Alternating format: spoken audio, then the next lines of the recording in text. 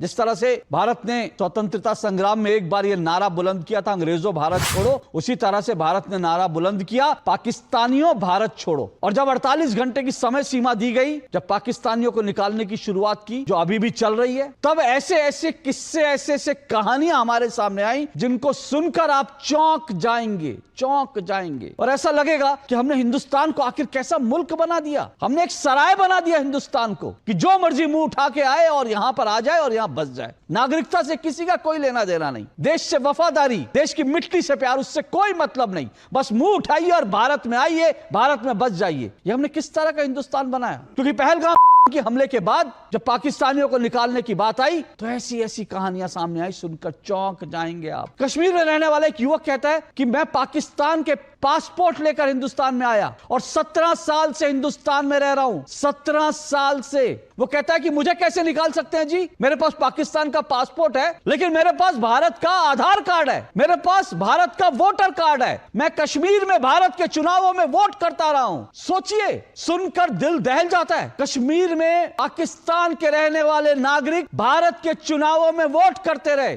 Passport Pakistan का है, लेकिन वोटर आईडी कार्ड भारत का है, हिंदुस्तान का है, आधार कार्ड हिंदुस्तान का है। और नाम का ये युवक कहता है कि मैंने तो यहीं पर पढ़ाई करी है जी, मैंने तो हिंदुस्तान में पढ़ाई करी है और भारत सरकार के पैसे पर सब्सिडी लेके पढ़ाई करी है, और अब तो मैं भारत में नौकरी की तलाश कर रहा हूं जी, मुझे कैसे निकाल सकते हैं? और ऐसी एक कहानी नहीं, ऐसी दर्जनों कहानियां हमारे सामने आई हैं। 40 साल से लोग यहां रह रहे हैं, 40 साल से हिंदुस्तान में रह रहे हैं, पाकिस्तान के नागरिक हैं, 40 साल से हिंदुस्तान में रह रहे हैं। किसी ने पूछा नहीं visa extend, visa extend, visa extend, visa extend.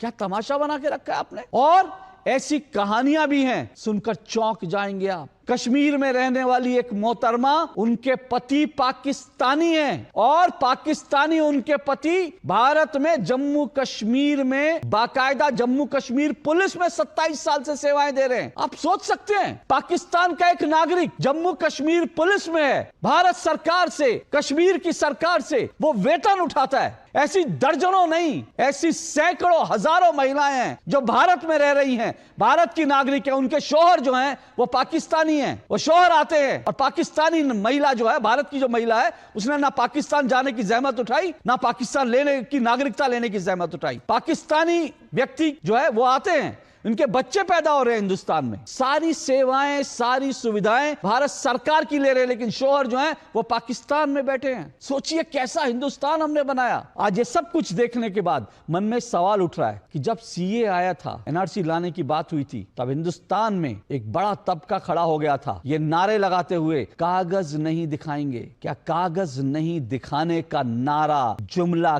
कविताएं इसलिए पढ़ी गई थी कि भारत में जो पाकिस्तान बसा रखे हैं, इन पाकिस्तानियों को बचाना है, इन पाकिस्तान को बचाना है।